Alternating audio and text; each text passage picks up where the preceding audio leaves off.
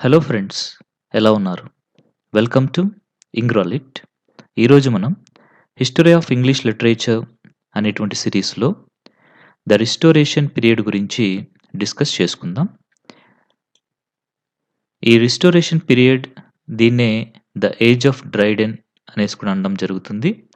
ఇది 1660 నుంచి 1700 వరకు ఉంటుంది. ఆల్రెడీ మనం ఇంతకు ముందు పీరియడ్‌లో చార్ల్స్ టూ ఏం చేశారు అంటే సెకండ్ లార్డ్ ప్రొటెక్టర్ అయినటువంటి రిచర్డ్‌ని ఓడించి తిరిగి మొనార్కీని ఇంగ్లాండ్‌లో పునఃస్థాపించడం జరిగింది. అందువల్లే దీన్ని మనం రిస్టోరేషన్ ఏజ్ అనేసి కూడా అనడం జరుగుతుంది. సో, ముందుగా మనము హిస్టారికల్ అండ్ పొలిటికల్ ఈవెంట్స్ గురించి చూద్దాం. 1660-1700 ఏడీ అనేటువంటిది ఈ రిస్టోరేషన్ ఏజ్ లేదా ఏజ్ ఆఫ్ డ్రైడెన్ అనేసి మనం చెప్పొచ్చు. Charles two was restored to the throne and monarchy was reestablished in England. అంటే చార్ల్స్ టూ తిరిగి తన యొక్క సింహాసనాన్ని సంపాదించడం జరిగింది. తన రూలింగ్‌లోకి రావడం జరిగింది. అలాగే మొనార్కీ అనేటువంటిది కూడా ఇంగ్లాండ్‌లో తిరిగి స్థాపించడం జరిగింది. ఇంకా కామన్‌వెల్త్ అనేటువంటిది తగ్గిపోవడం జరిగింది. The royalists always supported monarchy. So, మనం ఆల్రెడీ ఇంతకుముందు చెప్పుకున్నాము. సో, కంప్లీట్ ఇంగ్లాండ్ అనేటువంటిది 2 పార్ట్స్‌గా డివైడ్ అయిపోయిందనేసి. రాయలిస్ట్స్ అంటే రాజుకి సపోర్ట్ చేసేటువంటి వాళ్ళు. పార్లమెంటిస్ట్ అంటే పార్లమెంట్‌కి సపోర్ట్ చేసేవాళ్ళు అనేసి మనం ఇంతకు ముందే చెప్పుకున్నాము. So, this restoration age is also called the age of Dryden. ఇందులో ఉన్నటువంటి మేజర్ ఈవెంట్స్ అంటే theatre ban was lifted in 1660. Oliver Cromwell ఏం చేశాడు? ఇంతకుముందు కామన్‌వెల్త్ పీరియడ్ లేదా ప్యూరిటన్ పీరియడ్‌లో అతను థియేటర్స్ పైన బ్యాన్ చేయడం జరిగింది.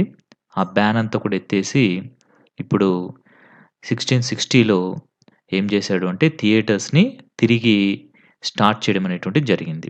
సో, ఎప్పుడైతే థియేటర్స్ తిరిగి స్టార్ట్ అయ్యాయో, మళ్ళీ తిరిగి ఏవి బాగా ప్రాచుర్యంలోకి వచ్చుంటాయి చెప్పండి? యెస్, డ్రామాస్, ప్లే రైటింగ్స్ అనేటువంటివి మళ్ళీ తిరిగి అవి డెవలప్ కావడం జరిగిందనమాట. Establishment of Royal Society to promote rational enquiry, research and development of science, reasoning and logic given importance. So, ఈ పీరియడ్‌లో రాయల్ సొసైటీ అనేటువంటిది రేషనల్ ఎంక్వైరీని, ఇంకా రీసెర్చ్ అండ్ డెవలప్మెంట్ ఆఫ్ సైన్స్‌ని ప్రమోట్ చేయడం అంటే డెవలప్ చేసేదానికి కృషి చేసిందనమాట. ఇంకా రీజనింగ్ అండ్ లాజిక్ అనేటువంటి వాటికి ఇంపార్టెన్స్ ఇవ్వడం జరిగింది.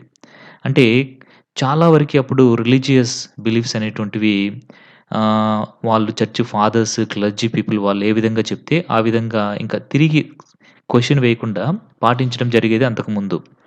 కానీ ఈ పీరియడ్‌లో అసలు వాళ్ళు ఏదైనా చెప్పారు అంటే దానికి రీజన్ ఏంటి? దానికి లాజిక్ కరెక్ట్‌గా ఉందా? లేదా? అని ఆలోచించడం అనేటువంటిది జరగడం స్టార్ట్ అయింది. The great fire of London in 1666. So, the great fire అనేటువంటి ఒక ఇన్సిడెంట్ లండన్‌లో 1666లో జరిగిందనమాట. నెక్స్ట్ పొలిటికల్ పార్టీస్ అప్పుడు ఏముండేటివంటే Whigs. So, wanted to limit the power of monarchy. ఇంకా Tory supported the divine rights of the king. So, ఇక్కడ కూడా మీరు గమనించినట్లయితే 2 పొలిటికల్ పార్టీస్ అనేటువంటివి రావడం జరిగింది. విగ్స్ అండ్ టోరీ అనేసి. విగ్స్ అనేవాళ్ళు ఏం చేసేవాళ్ళు అంటే ఎప్పుడు కూడా మొనార్కీని అంటే రాచరికాన్ని లిమిట్ చేయాలి. ఆ రాచరికం యొక్క అధికారాలు రాజు యొక్క అధికారాల్ని లిమిట్‌గా ఉంచాలి అనేసి భావించేటువంటి వాళ్ళు. టోరీ అనేటువంటి వాళ్ళెవరంటే they supported the rights of the king. Divine rights అంటే రాజుకి దైవదత్తమైనటువంటి అధికారాలు సంక్రమించాలి అని కోరుకునేటువంటి వాళ్ళు టోరీ. నెక్స్ట్ రిలీజియస్ కాన్‌ఫ్లిక్ట్స్ కూడా ఉండేటివన్నమాట. Puritan ideas were rejected. So, Puritan ideas అన్నీ కూడా రిజెక్ట్ చేయడం జరిగింది. Charles two was an Anglican. కాబట్టి ప్యూరిటన్ ఐడియాస్ అన్నీ కూడా వీళ్ళు యాక్సెప్ట్ చేయలేదు. His brother James two succeeded to throne in 1685. So, 1685లో సో, ఈ చార్ల్స్ టూ తర్వాత జేమ్స్ టూ రావడం జరిగింది. James two was a papist. Papist అంటే రోమన్ క్యాథలిక్ అనమాట. His Catholic prejudices made whole nation turn against him in 3 years. ఈ James two ఎవరైతే Charles two తర్వాత వచ్చారో జేమ్స్ టూ తను రిలీజియస్‌గా చాలా డిఫరెంట్‌గా ఉండేటువంటి వాడు. అంటే క్యాథలిక్ ప్రెజుడిస్ ఓన్లీ క్యాథలిక్ మతానికి మాత్రమే అతను ఎక్కువ ఇంపార్టెన్స్ ఇవ్వడము, మిగతా వాళ్ళని తక్కువగా చూడడంతోటే ప్రజలంతా గూడా కంప్లీట్ ఇంగ్లాండ్ అంతా కూడా అతనికి 3 ఇయర్స్‌లోనే ఎగనెస్ట్‌గా తయారవ్వడం జరిగింది. In 1688 a glorious or bloodless revolution occurred. అంటే 1688లో ఏమైంది అంటే, ఒక గొప్ప విప్లవం లేదా రక్తరహిత బ్లడ్‌లెస్ రివల్యూషన్ అనేటువంటిది రావడం జరిగింది. Protestant William and Mary of Orange took the throne from James II. Protestants అయినటువంటి విలియం, ఇంకా మేరీ ఆఫ్ ఆరెంజ్ అనేటువంటి వీళ్ళిద్దరూ కూడా అంటే వీళ్ళిద్దరూ రాణి, ఇంకా రాజు అనమాట. వీళ్ళిద్దరూ జేమ్స్ IIని కిందకి దించేసి వీళ్ళు అధికారంలోకి రావడం జరిగింది. విలియం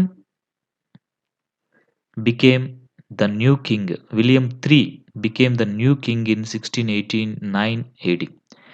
విలియం III వచ్చేసి 1689లో కొత్త రాజుగా ఇంగ్లాండ్‌కి రావడం జరిగిందనమాట. 1689లో. ఫ్రెంచ్ ఇన్‌ఫ్లూయెన్స్ అనేది కూడా చాలా ఎక్కువగా ఉంది ఆ టైంలో. As Charles II had spent most of his years in exile in France, he adopted a rich taste in English literature. The Restoration writers limited French writers and playwright. Charles IIకి గొప్ప influence ఉందనమాట ఫ్రాన్స్‌లో. ఎందుకంటే తను Oliver క్రామ్వెల్‌తో ముందుగా పోరాడి ఓడిపోయినప్పుడు he escaped and moved to France. ఫ్రాన్స్‌లోనే చాలా కాలం జీవించాడు. ఒలివర్ చనిపోయే వరకి కూడా ఫ్రాన్స్‌లోనే ఉండడం జరిగింది. కాబట్టి అక్కడ ఉన్నటువంటి ఇంగ్లీష్ లిటరేచర్ అంతా కూడా తనకి బాగా నచ్చేదనమాట. నెక్స్ట్ లిటరరీ ఫీచర్స్‌ని మనం చూద్దాము. ఫస్ట్ వన్ ఏంటి అంటే the new classicism. Writers of Restoration age turned to the great classical writers, especially Latin writers for inspiration. So, ఈ రిస్టోరేషన్ పీరియడ్‌లో ఉన్నటువంటి గొప్ప రైటర్స్ అంతా కూడా ఏం చేశారు అంటే లాటిన్ రైటర్స్‌ని ఇన్‌స్పిరేషన్‌గా తీసుకోవడం జరిగింది. Next French influence in drama. డ్రామాలో ఫ్రెంచ్ ఇన్‌ఫ్లూయెన్స్ అనేది చాలా పెరిగిందనమాట. ఆ French comedy the great Molière's influenced was tremendous. Molière's అనేటువంటి ఫ్రెంచ్ కామెడీ అనేటువంటిది చాలా మందిని ఇన్‌ఫ్లూయెన్స్ చేసింది. Comedy of manners originated in France and gained popularity in Restoration age. Comedy of manners అనేటువంటి ఒక టెక్నిక్ డ్రామాలో అది ఫ్రాన్స్‌లో యాక్చువల్‌గా ఆరిజినేట్ అయింది. బట్ రెస్టోరేషన్ ఏజ్‌లో it gained great popularity. Its objective was to show the manners of aristocratic people. ఈ comedy of manners అనేటువంటిది దీంట్లో ఏం చూపిస్తారు అంటే అరిస్టోక్రటిక్ పీపుల్ యొక్క మేనర్స్ అంటే గొప్పగా వ్యక్తులుంటారు కదా! వాళ్ళ యొక్క మేనర్స్ అన్నీ కూడా వాళ్ళు ఇక్కడ చూపించడం జరుగుతూ ఉంటుందనమాట. Commedia dell'arte is an art form that first gained popularity in Italy and then during the Restoration Age. Commedia dell'arte అనేటువంటిది యాక్చువల్‌గా ఇటలీలో ఫేమస్ అయినటువంటి ఆర్ట్ ఫార్మ్. తర్వాత రిస్టోరేషన్ ఏజ్‌లో కూడా అది ఫేమస్ అయింది. Restoration comedy was criticised for indecency and permissiveness. ఈ రిస్టోరేషన్ కామెడీ అనేటువంటిది చాలా క్రిటిసైజ్‌కి లోనైంది. ఏమని దాన్ని క్రిటిసైజ్ చేసేవాళ్ళు అంటే, చాలా ఇండీసెంట్‌గా ఉంది కామెడీ అనేది, డీసెంట్‌గా లేదు అనేసి చాలా క్రిటిసిజం అనేటువంటిది రిస్టోరేషన్ కామెడీ పైన రావడం జరిగింది. In tragedy, French and classical models were combined to produce a new type of play called heroic play. ట్రాజెడీలో వచ్చేసి ఇంకా ఫ్రెంచ్, ఇంకా క్లాసికల్ మోడల్స్ రెండిటిని కంబైన్ చేసి ఒక న్యూ టైప్ ఆఫ్ ప్లే అనేటువంటిది రావడం జరిగింది ఈ ట్రాజెడీల్లో. దాన్నే హీరోయిక్ ప్లే అనేసి అంటారు. దీనికి ఎగ్జాంపుల్‌గా మనం జాన్ డ్రైడెన్ రాసినటువంటి 'టైరానిక్ లవ్' అనేటువంటి దాన్ని మనం ఎగ్జాంపుల్‌గా తీసుకోవచ్చు. చూడండి ఇక్కడ ఈ పాయింట్ గుర్తుపెట్టుకోండి. జాన్ డ్రైడెన్ ఏం రాశారు అంటే 'టైరానిక్ లవ్' అనేటువంటి ఒక డ్రామాని రాశారు. That was a heroic play. Example for heroic play అనేది గుర్తుపెట్టుకోవాలి. Next prose. ప్రోజ్ అనేటువంటి దాని గురించి చూస్తే మనం మాథ్యూ ఆర్నాల్డ్ ఏమని చెప్పారు అంటే, the Restoration age marks the birth of modern English prose as it was the age of intellectualism and rationalism. Matthew Arnold ఈయన రిస్టోరేషన్ ఏజ్ గురించి ఏం చెప్పారు అంటే, మన మోడర్న్ ఇంగ్లీష్ ప్రోజ్ అనేటువంటిది అసలు దేనితో స్టార్ట్ అయింది అంటే రిస్టోరేషన్ ఏజ్‌తో స్టార్ట్ అయింది. ఎందుకని అంటే the Restoration age was the age of intellectualism and rationalism అనేసి మాథ్యూ ఆర్నాల్డ్ చెప్పడం జరిగింది. ఇక మనం పొయట్రీ గురించి చూస్తే popular poetry forms were lyric, narrative poetry, odes and satires. So, ఈ పాపులర్ ఫార్మ్స్ అయినటువంటి పొయట్రీలో మనకి lyric, narrative poetry, odes, satires అనేటువంటివి చాలా ఎక్కువగా డెవలప్ కావడం జరిగింది ఈ ఏజ్‌లో. This age was a great satirical writing.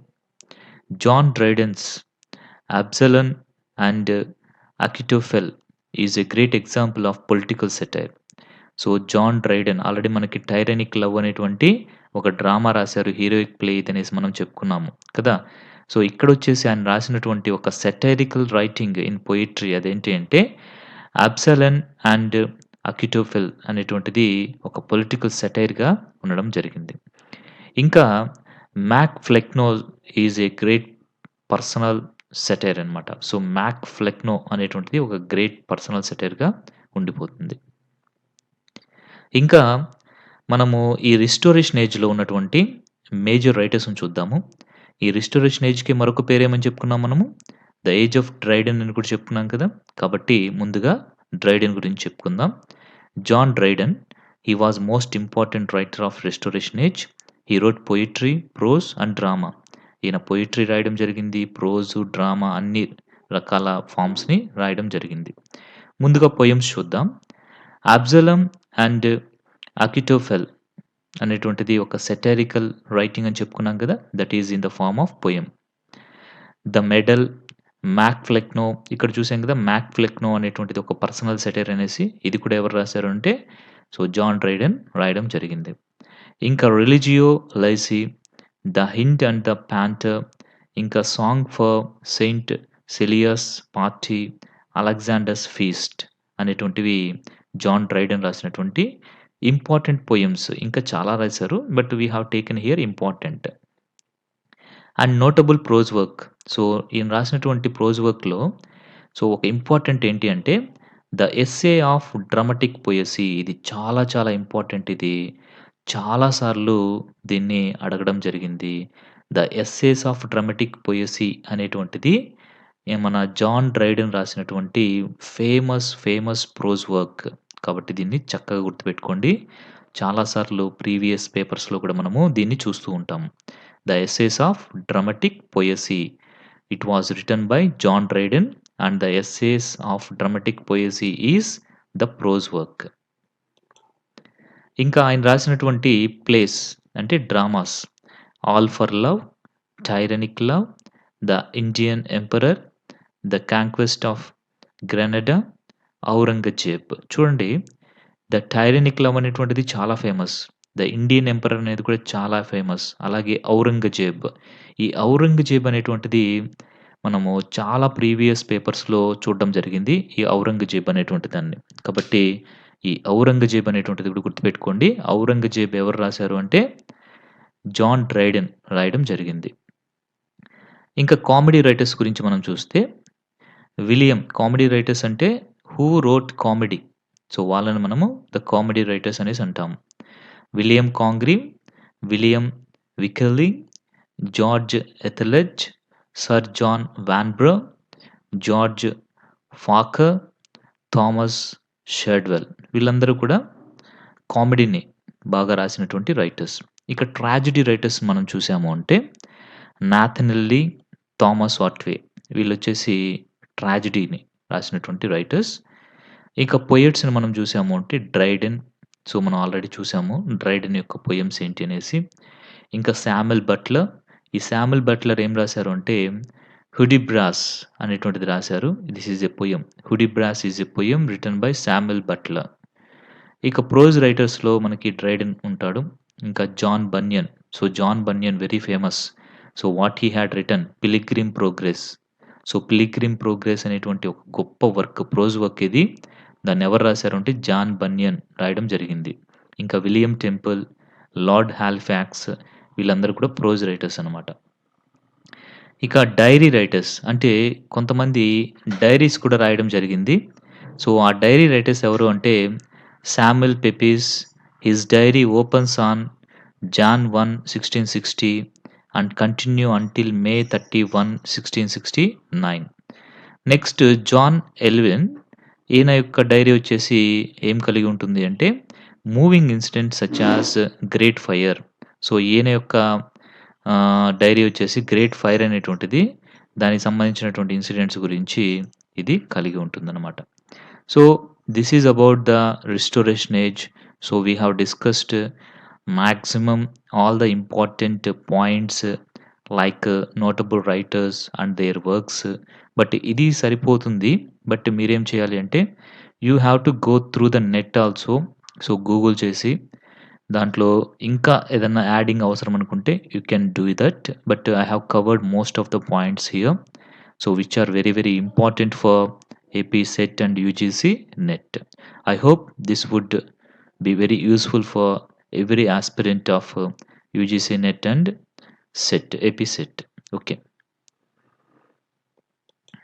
thank you very much.